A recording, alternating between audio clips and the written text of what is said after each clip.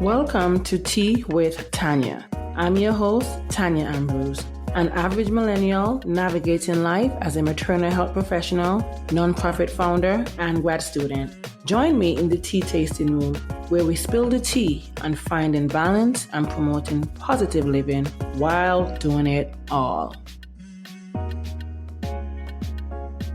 Hey friend, welcome back to another episode of Tea with Tanya. Here we sip and chat about transforming every aspect of our lives. I am happy to be here with you in the tea tasting room for another episode. Before we get into today's episode, I do want to express my gratitude to you for your consistent support, for showing up here weekly in the tea tasting room with me as I continue to grow, as I learn, and as we continue to learn and transform every aspect of our lives. So I want you to know that it does not go unnoticed. Thank you so much for your consistent support. Now that I've got that out of the way, I want you to know that I really am thankful for your consistent support day in, day out, for your recommendations, for your suggestions, for your feedback. It doesn't go unnoticed, and I do try to apply whatever you may tell me, my friend, to the podcast. There are days when I don't want to show up to record a podcast episode because life is just life and a bit harder sometimes. But you are the motivation. Again, your consistent support, your feedback, and you motivate me, you drive, you give me that drive to continue to want to show up here every week in the tea tasting room. So thank you for that. Now, as you know how we do it here, I hope you've done something for yourself within the last week since we last met here in the tea tasting room. Something that's going to bring you joy, happiness, peace, something that's going to make you feel good about yourself because we're no longer in the people-pleasing business. And if you haven't done so within the last week, there's still time to do so. Because one thing about me in this life and where I am in my life right now, I am learning to take things one moment at a time. That phrase is usually one day at a time. But for me right now, I am learning to take things one moment at a time. So if you haven't done something to please yourself or to make yourself feel good, there is still time for you to do so. Give yourself some grace, but I definitely want you to ensure that you're doing something for yourself. So today, my friend, we are diving into I want to say deeply personal, but is it deeply personal? I don't know. But it's a very personal and relatable topic, and that is why dating is hard for me. So whether you're single, in a relationship, or you're just somewhere in between, I think you'll find something in today's episode that will resonate with you. So you know how we do. Grab your favorite cup of tea. And I know I have some coffee listeners here, so I'm going to just say it this one time. Grab your favorite cup of tea or your coffee, and let's get started. As you know, it's summertime, so I'm into my iced teas this summer. So the tea of this week, or the iced tea of this week, is lemon iced tea. So one thing about me, I love me some lemons. The various healing and health properties and benefits that they have, definitely will be indulging in this probably more than 1 week. But the tea of this week is lemon iced tea. All right, so let's get into today's episode. Let's get into the tea, honey. For me, now I'm going to share some personal experiences with dating, or lack thereof, because I don't even know if I've dated in my entire life, to be quite honest with you.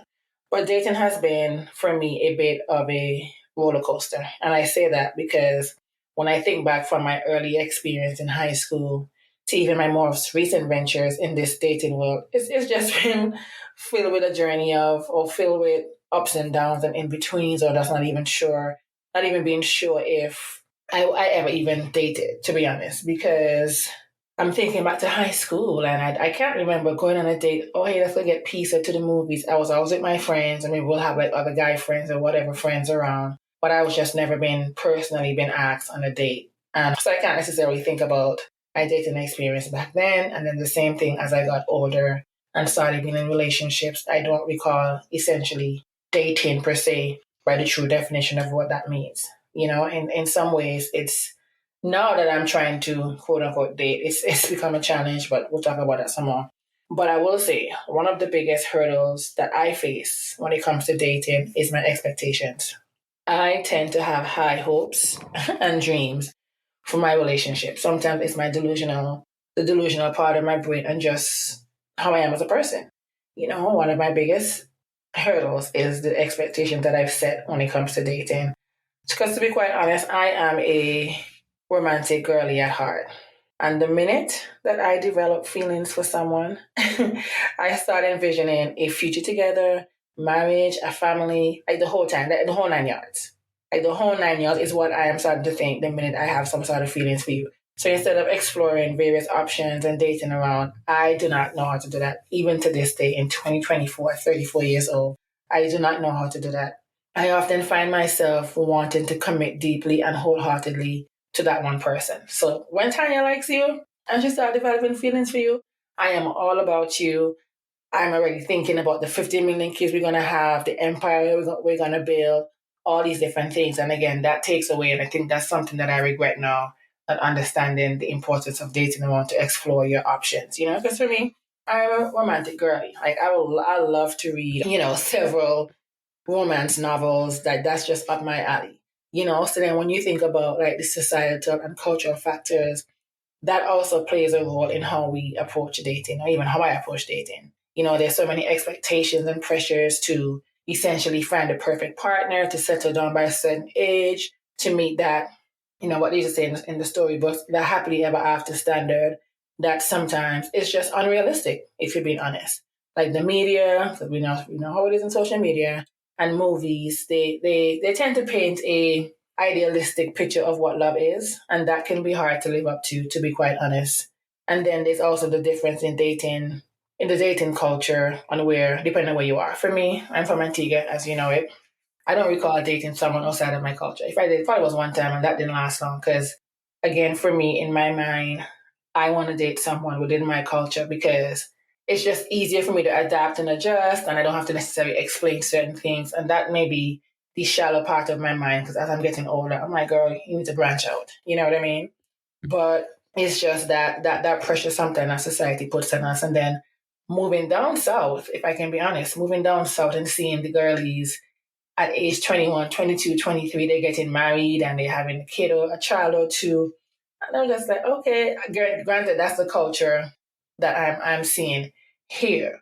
But then growing up where I grew up in Antigua, we're not necessarily rushing to have kids at 20 or 21. You want to have your college degree, whatever it is. There's like a map that you follow, at least in my culture. I mean, things have obviously have changed over the course of the years, but for the most part, that's what it is. All right. So for me, dating outside of my culture can be a bit intimidating, to be quite honest. But as I learn more about myself, I'm open to other opportunities. Like I say again, I am a woman's girly. There's this book that I read by Kennedy Ryan, and it's called Real.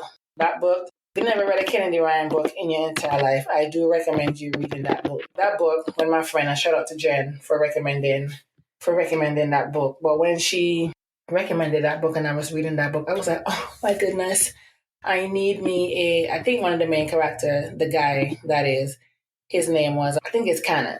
I'm going to say it. Hopefully I'm not misquoting the character, but I think it's Canon. I'm like, oh my God, I need me a Canon in my life, and these different things, just because of how amazing that this person was to their other main character, the woman as well. So, you see that love can be, it's real, then it's a situation where it's like, again, the movies and the books that we're reading, they're creating maybe this sense of false hope. I don't think it's a sense of false hope, but I also understand that, you got to take these books that you read with a grain of salt as well, but also understand that love is out there in that way as well. So it's just, you got to find that balance. But for me, I'm a romantic girly, and when I'm into you, I'm into you. I'm ready to be a wife, your baby mom, all these different things that we're going to build our life together as well.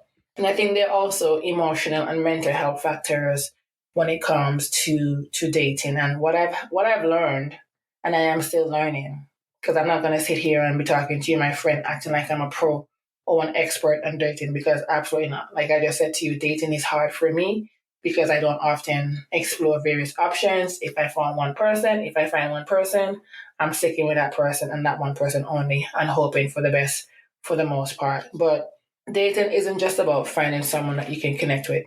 It's also about managing your own emotional and mental health. And I've had to learn that the hard way in the last several months. For me, I've struggled with anxiety and then that fear of rejection.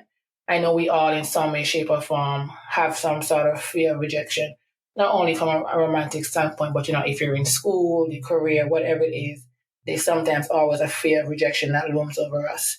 But that can be very daunting as well.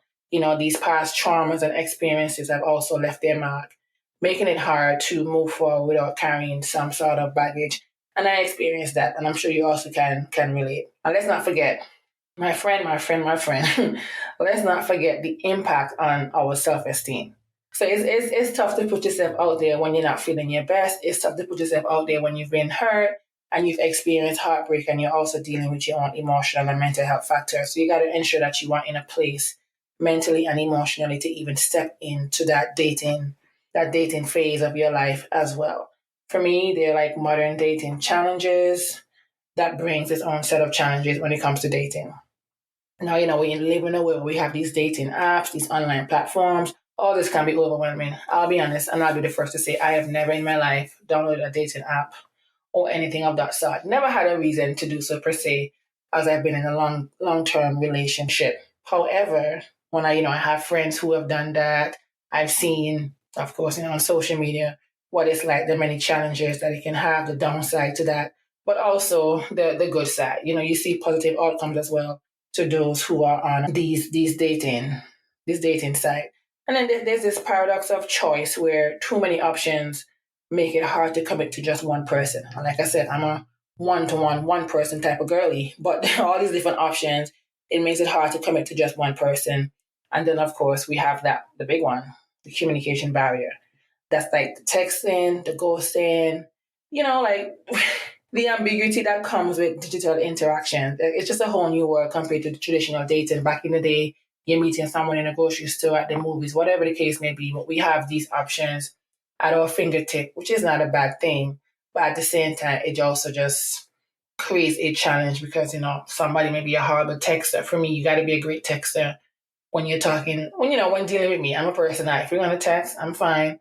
But I'm going to need for you to be at least a decent texter. And I'm going to ghost without explanation. I've had a situation where I may have pulled someone up for going ghost, let's say for an entire week. How are you gonna go ghost for an entire week when we're talking? And then that also presented a challenge. And I personally don't have the time for that. I think, communication needs to be key when it comes to dating and all these different things.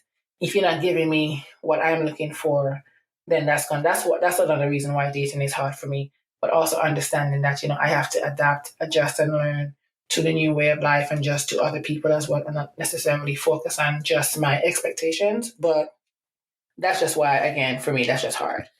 But also, there is a science, a science behind dating that I found. So let's talk about that. It's important to understand attachment styles because these attachment styles that we have, they can provide insight into our behavior in relationships.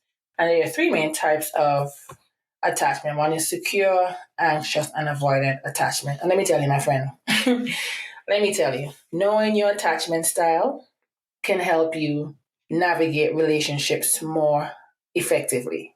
Okay? I'm going to say that again. Knowing your attachment styles can help you navigate relationships more effectively. And I realized that very, very recent, which is so crazy to me.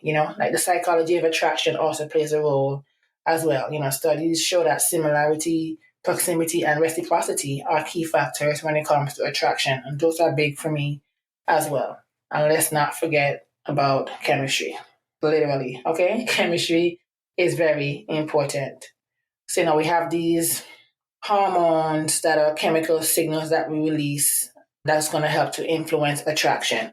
But I learned about the various attachment styles. Because, you learn them in school a while back when you're not necessarily paying attention to it. But my therapist, because, we've been going back and forth with me and my situations when it comes to dating or in relationships. And she had me read this book that was called Attached, The Science of Adult Attachment and How It Can Help You Find and Keep Love.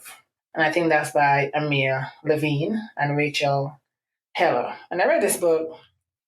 It took me about 2 weeks to read this book, to be quite honest. But I did learn about the three main types of attachment. And that's secure attachment. And people with secure attachment styles, they are comfortable with intimacy and are usually warm and loving. They can depend on others and they have others depend on them without feeling overwhelmed or anxious. And then there is the avoidant attachment style. Those with this style people tend to be emotionally distant, and I've had to deal with someone with that, like that, emotionally distant, and they value their independence to the point of avoiding intimacy, and they might find it hard to trust others and often feel uncomfortable with too much closeness. And I'm leaving this third one for last because it's me right now. There's the anxious attachment style, and this is actually the attachment style I've noticed in myself over the last several months. Individuals with this style often crave closeness, and we are highly sensitive to their partner's actions and moods. They may fear abandonment and often seek reassurance. This can sometimes lead to feeling overwhelmed or overly dependent on their partner. And for me, I'll tell you, I don't think I was never overly dependent on a partner. I will say that much. And just clear the area here, okay? But recognizing this has been eye opening for me and has helped me to understand why I personally might rush into relationships or feel anxious when things aren't moving at a pace that I'm comfortable with, to be quite honest with you, my friend. And since discovering my anxious attachment style, I've been trying to take things slow and be more intentional when it comes to entering into this new dating life. Like I saw a meme on Instagram the other day that said, my red flag is that I don't want to date. I just want to magically end up in a long term and emotionally secure relationship with someone else. I mean, is it really a red flag? Like, that's not too much to ask for, in my opinion. But once I was able to recognize this by way of my therapist, as well as, reading that book, but primarily by way of my therapist, it opened my eyes and made me understand myself a bit better when it comes to romantic relationships, dating, and these different things. So I will say to you, my friend, knowing your attachment style can help you navigate relationships more effectively. So you definitely want to tap in. I would recommend reading that book or find things, resources online, and I'll share some in the show notes where you can discover what type of attachment styles you may have as well. So the minute I found that out, like I found myself in one instance where I don't think I understood the individual the way I thought I did, or it's sometimes for me, and I'm going to be honest as to why dating is hard for me because, like I say again, I'm that person where I want you to be my husband in the next. There's no time frame, but if I like you and the energy is good, then why can't we build that relationship? You know what I mean? Like, what's so hard in that? And I think I've been in unfortunate circumstances in relationships where I've found avoidant partners. They were avoidant. They weren't as emotionally intelligent. So it put a strain on me. Because for me, when I truly love someone or I'm dating someone, I'm into you. For me, that nurturing skills of mine comes out. And now I'm having to unlearn wanting to people please a partner. I'm having to unlearn wanting to drop everything. I'm putting said partner at the center of my life, sometimes causing me to neglect my own responsibilities and my own self. Because again, I had that people pleasing tendency. Because, I'm a recovering people pleaser. So the minute that I realized that it's still a work in progress, my friend, I am not perfect in no way, shape, or form. I am still healing from heartbreak. So again, it's just taking these things one moment at a time.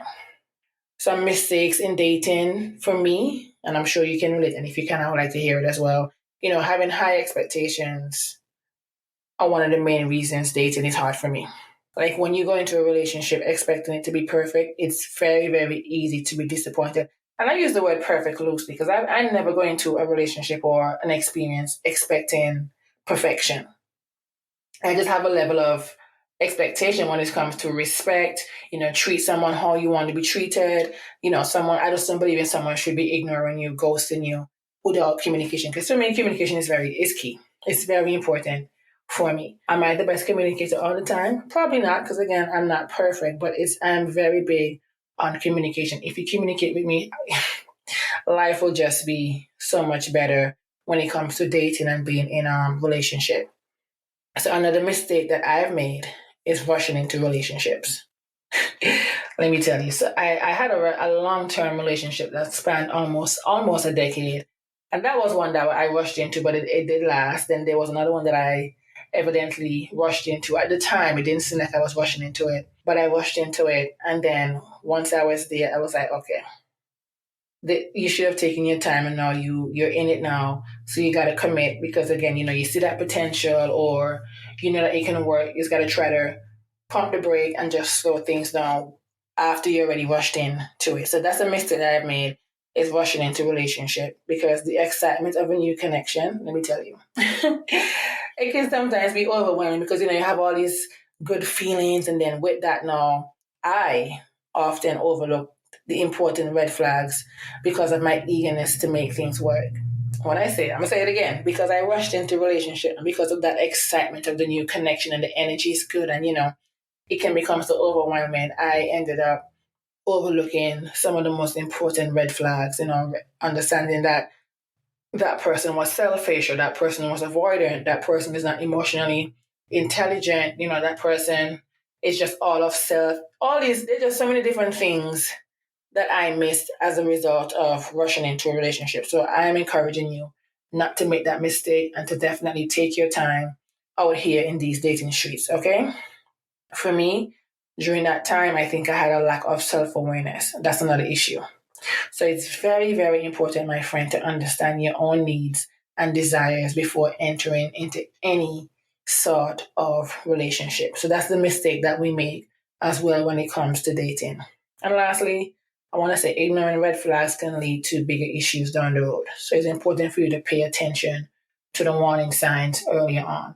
For me, I ignored some of the red flags because, again, looking at the potential of a person, or looking at what they're presenting to me which I think for me at the time, it was a mask. Knowing that I've seen the red flags. Because one thing about this gut, let me tell you, we sip on our little teas here in the tea tasting room, right? But this gut of mine, anytime, every and any time I go against my gut, my friend, Tanya always, always, always ends up in some sort of issue. Every time. So for me, it's weird. I was having a conversation with a friend of mine the other day, and we were just talking about the intuition of a woman, and how it's just like, it's godlike, it's just so spiritual, because you have that connectedness to the universe. Because I'm telling you, when I ignored these red flags, during the midst of experiencing the heartbreak, what brought me comfort to an extent was realizing that I saw the red flags, but I chose to ignore it for whatever reason, for the sake of thinking that, what, this person can be better.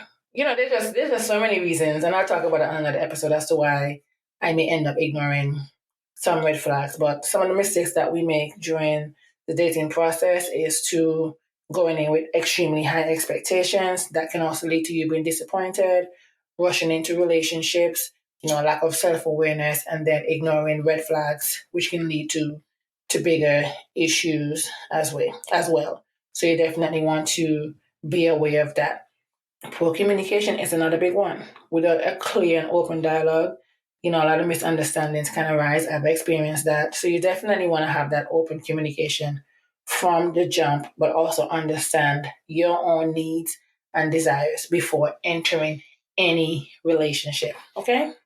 Now I want to talk about some strategies for us to have a positive dating experience. You definitely want to set clear intentions. Because for me right now, dating is hard because, like I say, I don't know how to explore various options. I don't know. I'm not in the mind frame or the phase of my life where I can be talking about myself every couple of months to somebody, or even at the same time. You could be dating one guy, dating the other, obviously, before you get exclusive. Like, oh, who are you? What do you do? Like, I'm just not up for those conversations right now. Because I've tried, but some people just don't even know how to have the conversation. So it's just like, that's also a turn off for me as well. But right now, I'm in a phase of my life where I am recovering from some hurt, but I'm also unlearning some of the things mistakes that I've made in the past, but I'm also relearning how to love myself, how to set and understand my desires and my own needs before putting the needs of other people ahead of me. Because I am known for, again, like I say, people pleasing, putting the needs of everybody else, and then I leave myself out.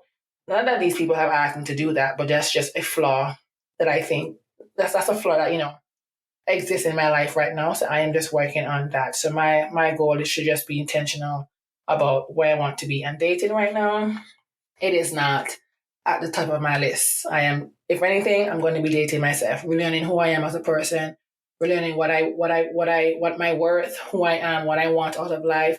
Because I'm just realizing that, I'm that girl. Every now and again, I remember and then I forget, but, I'm that girl. So right now I'm just dating myself, dating my career, everything that I got to do going on, because I got to get my life back on track, get my life back to a point where I want it to be after falling off by way of, putting other people before me. But there are some ways in which you can have a positive dating experience. So, I can live vicariously through you, my friend, but you want to set clear intentions and goals, know what you're looking for in a relationship, and communicate that to the potential partner or partners. Know what you're looking for and want out of a relationship and communicate that to a potential partner or partners. You want to practice effective communication because that's going to be very important. You want to be honest and open about your feelings and listen actively. And I will say this, sometimes another flaw, or I guess a red flag for me, because I can point out my red flags too. You know what I mean? I'm not going to sit there acting like I'm perfect or I was this perfect. No, I don't often listen actively. I tend to listen to respond, or I'm listening. And while I'm listening, I'm finding a solution to whatever an issue may be or how I can make this situation or person better. So definitely want to practice and listen actively. That's going to be very, very, very important in this dating experience and relationships. And of course, work on building self-confidence because that can make a big difference. That can make a big difference. Look in the mirror daily. It's something that I've been doing. I started doing this over a decade ago. Then I stopped, but now I'm back to doing it. Every time I see a mirror, I look in that mirror and I say, you know what, you're beautiful. I am worthy. Just repeat some affirmations anytime you see a mirror and do something that you can continue to build that self-confidence because it's going to be very important. Embrace your strengths and work on areas of growth. And lastly, my friend, don't be afraid to be vulnerable. That's a big thing that some of us have when it comes to dating or getting into relationships. And rightfully so, because you've been heartbroken. So trust is very hard, but you definitely cannot be afraid to be vulnerable. Open up and showing your true self, really and truly, can lead to a deeper connection between you and a potential partner as well. And I will say this, for me, it starts with self-care and personal growth. Take time to understand yourself. Because right now, that's the phase I'm in right now when it comes to even trying to overcome dating difficulties. I'm not out here in the dating field right now. That's not for me. But right now, as I'm actively preparing to just become the better version of myself. So when that time comes, when it's time for me to attempt to get back into the dating world, I know who I am and I'm confident in who I am. So that starts with self-care and personal growth. Take the time to understand yourself, set healthy boundaries, something that I'm working on, and prioritize your well-being is very, very important. And that's the things that I'm doing. Those are some of the things that I'm doing right now.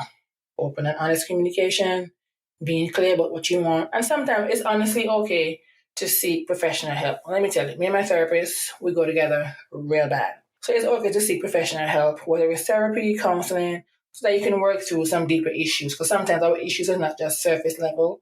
It stems from our childhood, all these different things. So it doesn't hurt to seek professional help to get you through the dating phase of your life. For me, one thing that I've been working on is getting back on track physically, mentally, emotionally, and spiritually as well. I have fallen off the wagon so hard these last several months, but I'm back on the wagon now, but of course I'm having to unlearn and relearn so many different things. Because for me, there's also a spiritual approach to dating. So, you want to lean in towards a spiritual approach, mindfulness. Mindfulness, my friend, can be a powerful tool when it comes to dating.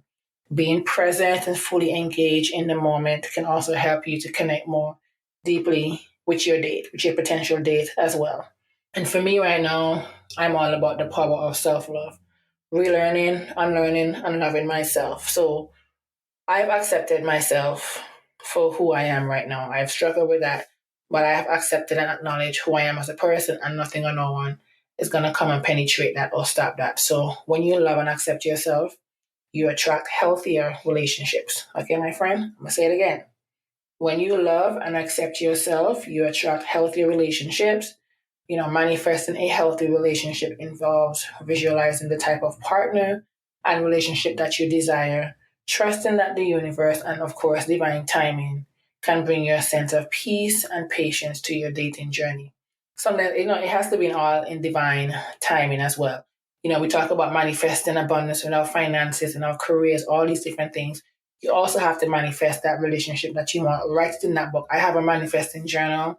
Everything that I want to accomplish, I'm writing in that journal. So I do encourage you as well to get up. It's just a regular notebook, but you make it your manifesting journal. And what I did was I prayed over that book, wrote some goals out in the beginning of the first page, and everything that I want to happen for me, I go to that journal and I write. Because again, we have to practice that patience during this manifestation aspect of our life. So you can manifest the relationships that you want as well.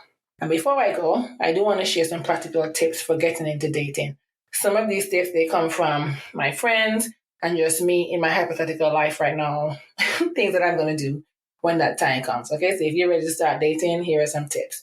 Of course, there are the choosing the right platform. Me, I'm not a dating app girly, so I don't even know what that's going to look like. But what is a dating app, a social group, or an event? Just find a platform or something that aligns with your interests and values. Here, I'm in a group that's called a Columbia Social Girls group. And I make some connections with some people in that group as a result of shared interests. So find some social Facebook group, just creating an authentic profile, being yourself, be honest about who you are and what you're looking for.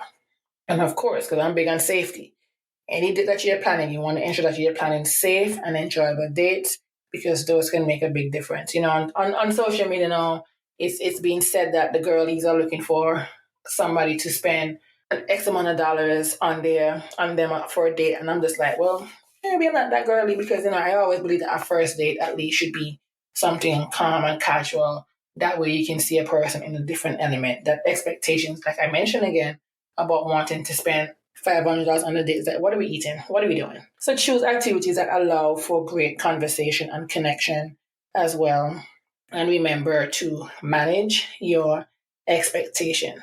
Because this is me right now telling myself, it's something that I wrote in that manifestation journal as well. Not every date will lead to a relationship. And that's okay. For me, who's a romantic girly, who when I'm into you, I want to start thinking about the future, I'm now having to relearn this, and I hope you do too. Not every date will lead to a relationship, and that's okay. So, my friend, dating can be a wonderful journey of self-discovery and connection.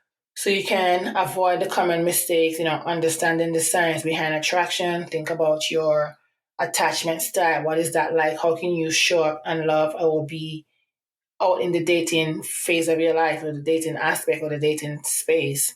How can you show up with your attachment styles, and embrace that spiritual approach, and you can have a positive and fulfilling dating experience. Again, so you want to avoid any common mistakes, understand that science behind the attraction, and just use some of these strategies that I shared with you as well to embrace that dating experience as well. So for me, I want to thank you for listening to this episode. You got a glimpse into why dating is hard for me because listen, once we start talking, I'm ready to be everything and more. But that's something that I've had to unlearn, and I'm just relearning to do things differently based on the me that I am right now. So I hope this episode resonates with you. I would definitely love to hear your feedback. So you know the drill. Come into the DMs, leave a review, whatever the case may be. Let's continue this conversation. So until next time, take care, keep growing, and I'll see you back here in the tea tasting room next week. Have a good day. Thank you for joining me for another episode of Tea with Tanya. If you like this episode, be sure to share it with a friend. Don't forget to follow on Instagram at Tea with Tanya Podcast. Be sure to subscribe to the weekly Tea Talk newsletter. And of course, rate on Apple or Spotify and subscribe wherever you listen. See you next time. I love you for listening.